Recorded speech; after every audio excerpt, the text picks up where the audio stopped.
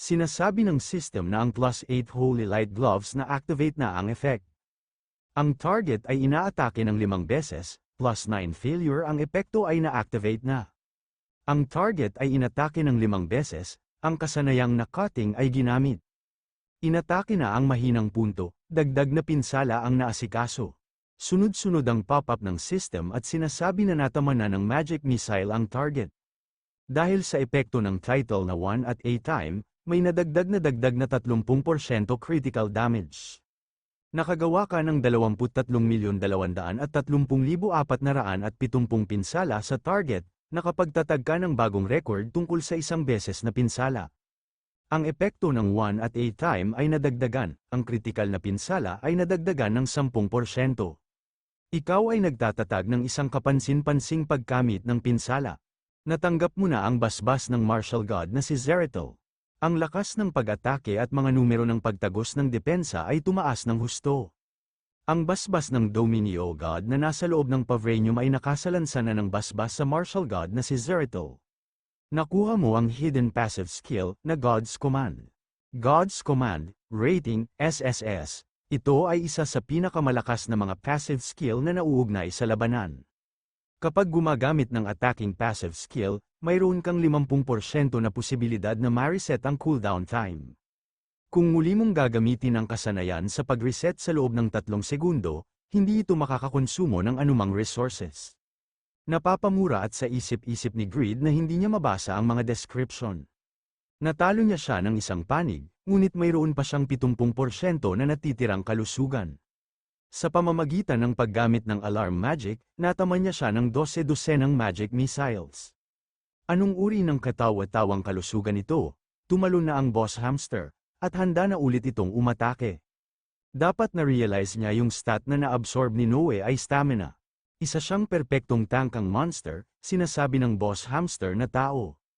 Kahit mahina siya, pinatay niya ang asawa niya, sa isip-isip ni Greed na siya ay nag-charge na may kahangahangang momentum. Hindi niya ito maiiwasan, dahil nag-farming na siya sa ibang 10, bumagsak ang stamina niya. Ni hindi siya makatakas, kahit gamitin niya ang fly. Hinahanda na ulit ni Greed ang kanyang magic missiles at alarm spell. At sa isip-isip nito na kahit na kaya niyang lumaban gamit ang immortal, hindi niya siya matatalo sa loob ng 5 segundo.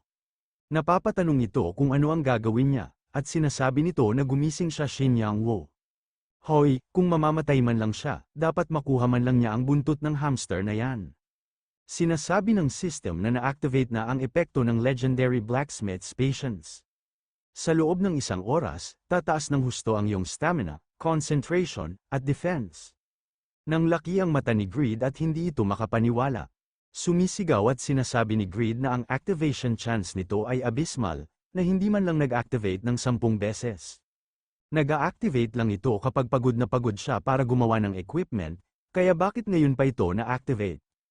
Isa ba itong protagonist buff pagkatapos ibuhos lahat? Umatake na si Greed at ginamit nito ang pag-Muzz Sword Dance. Linked Kill, sinasabi ng system na ang epekto ng hidden passive skill na God's Command ay na-activate na. Ang cooldown time ng Linked Kill ay na-reset, nagtataka si Greed at sinasabi nito na isang hidden passive.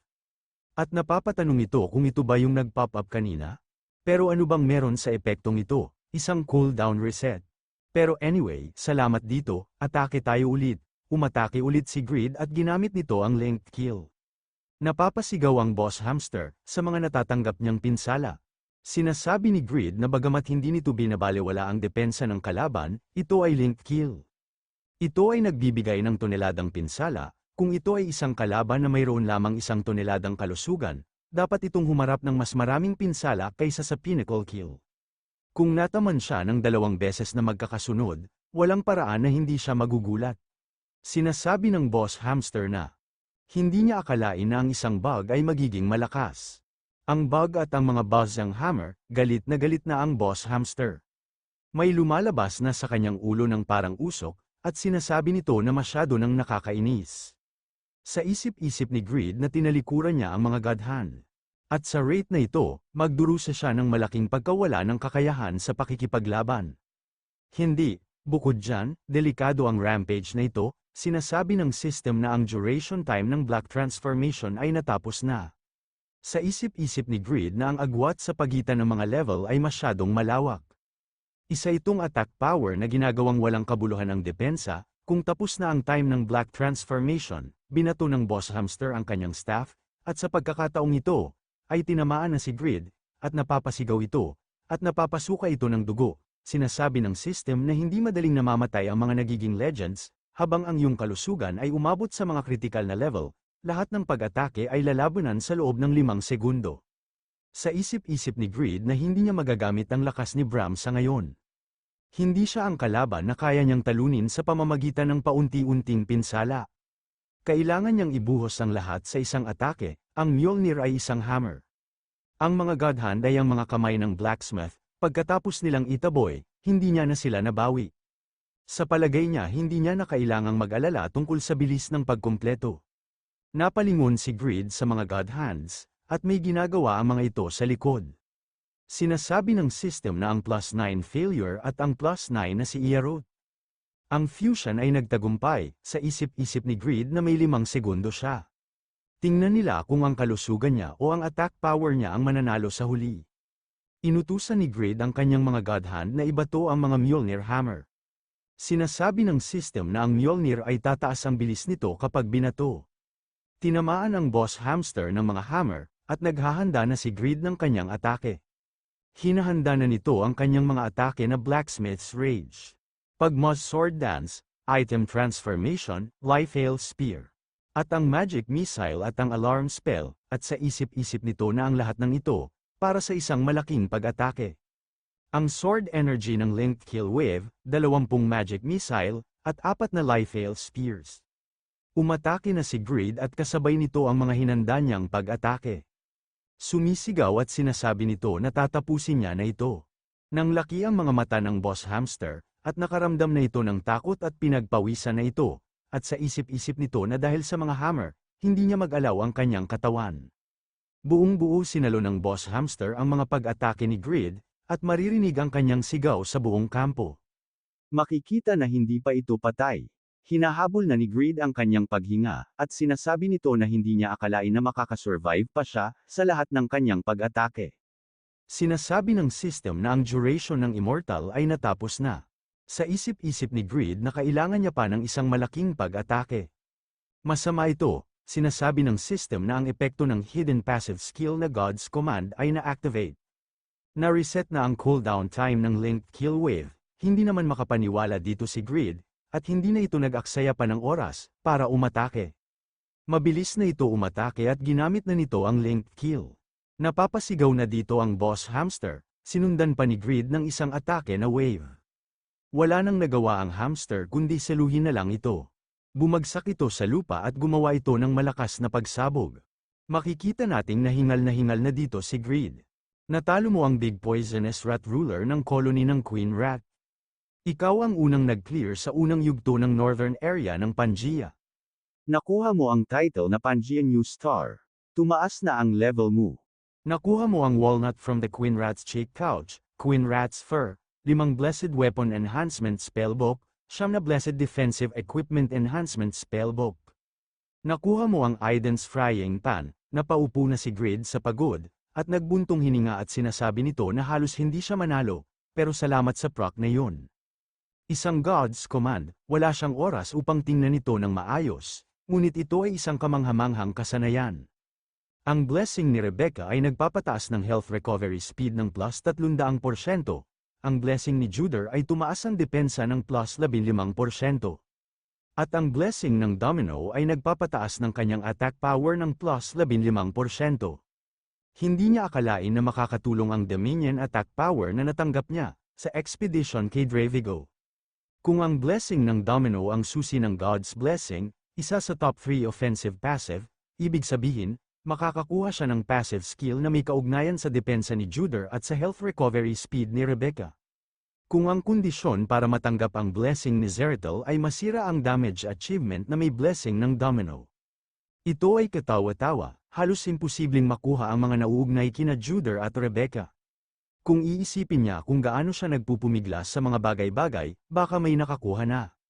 Kahit hindi niya alam kung sino sila, dapat magaling sila. Pero kahit sinong nakakuha, hindi siya madaling bumagsak. Tutal, ngayong may God command na siya at ang lock stat, lalo siyang lalakas. Ang pag-reset ng cooldown time ng God command, na may 50% na pagkakataong mag-trigger, ay napakataas. Ngunit dahil sa lock stat, sigurado siyang makakatanggap siya ng maraming conservative attack. Umatake si Grid at ginamit nito ang Pagma's Sword Dance, Wave. Sa bato, sinasabi ni Grid na mukhang dismayado na yun ba yun? Sumisigaw at sinasabi nito na sigurado siyang na ang lock stat ay hindi maaaring mab-aigo ng isang beses. Umatake ulit si Grid at ginamit niya ang Pagma's Sword Dance. At umatake pa ng paulit-ulit at ginamit niya ang Link, Kill, at Pinnacle, umaapoy na sa galit at sinasabi nito na hindi ito gumagana. Ito na naman, kung may ibibigay siya sa kanya, gawin niya itong isang bagay na gumagana sa lahat ng oras. Come on, napahiga na si Grid at sinasabi nito na nagtataka siya kung bakit binibigyan lang nila siya ng mga kasanayan na gumagana sa posibilidad. Kalimutan niya na ito, hindi siya dapat umasa sa kasanayang ito. Anyways, marami siyang nakuhang regalo, buksan nila ito ng isa-isa. Napapatanong si Grid kung ano itong Pangenio Star, nagtataka siya kung tataas ang kanyang lucky stat dito, Pangenio Star First Stages Effect, madali kang makakakuha ng impormasyon mula sa mga mamamayan ng Pangea, sa tuwing matatalo mo ang isang kolonya ng halimaw na matatagpuan sa Hilaga, tataas ang stage ng title. Sinasabi ni Grid na masama itong lottery ticket, nagtataka siya kung mas maganda ang susunod, Blessed Weapon Enhancement Spellbook. Blessed Defensive Equipment Enhancement Spellbook. Kapag naging successful ang enchantment, tataas ng isa ang enchantment level ng item, kapag nabigo ito, hindi bumababa ang enchantment level ng item. Sinasabi ni Grid na maganda ito, akala niya pareho ito sa mga enhancement stones ng kanluran, pero walang penalty ang mga ito. Bagamat tumataas lamang ito ng isa, hindi ka panipani walang ligtas ang mga ito. Ang mga item na lubos na pinahusay ay may mas mababang pagkakataon na higit pang mapahusay. Kaya kung nabigo siya, masakit dahil nawalan siya ng isang level. Ang item na ito ay walang ganoong problema, isinasaalang-alang na, ito ay dapat na hindi ka panipani walang mahal. Sa palagay niya dapat niya itong ibenta o gamitin, tapos, ang sumunod ay ang nakuha niya sa lalaki. Strong Rat for a Male's Big Bile, kung kakainin mo ito, magugulat ka sa sobrang pait nito.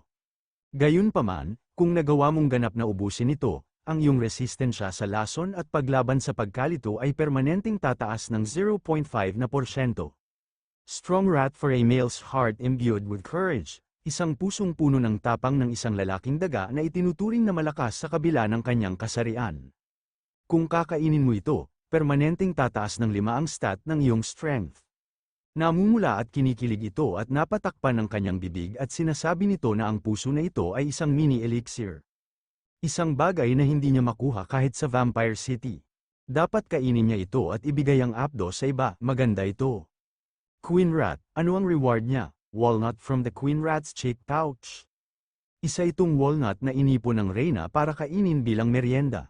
Queen Rat's fur. Ang balahibo ng reyna ng daga ng Taglagas ay itinuturing na pinakamaganda sa mundo, at ang halaga nito ay hindi kapani-pani walang mataas. Gayunpaman, dahil sa pagiging mabangis at makapangyarihang halimaw ang reynang daga, ang pagkuha nito ay kasing hirap ng pag-agaw ng bituin sa langit. Nadismaya at napapatanong ito kung ano ang meron sa mga reward na ito. Kahit ang appraisal skill ay nagsasabi sa kanya na walnuts lang ang mga ito. Huwag niyang sabihin na kahit ang fur ay basura, sinasabi ng system na ito ay isang item na may hidden effect. May kumakalat na chismis na si Lord Han Sokbong ay naghahanap ng balahibo ng reynang daga na nasa maayos na kondisyon. Sinasabi ni Grid na ito ay mas mahusay, at least, dapat niya itong gamitin para gumawa ng legendary leather armor. Kahit na ito ay isang kahilingan mula sa Panginoon, walang paraan na ito ay walang silbi tulad ng walnut. Anyways, nakuha niya ang frying pan kaya makukuha niya ang 30% na bonus ng karanasan. Dahil sapat na ang nakuha niya, dapat na siyang umalis.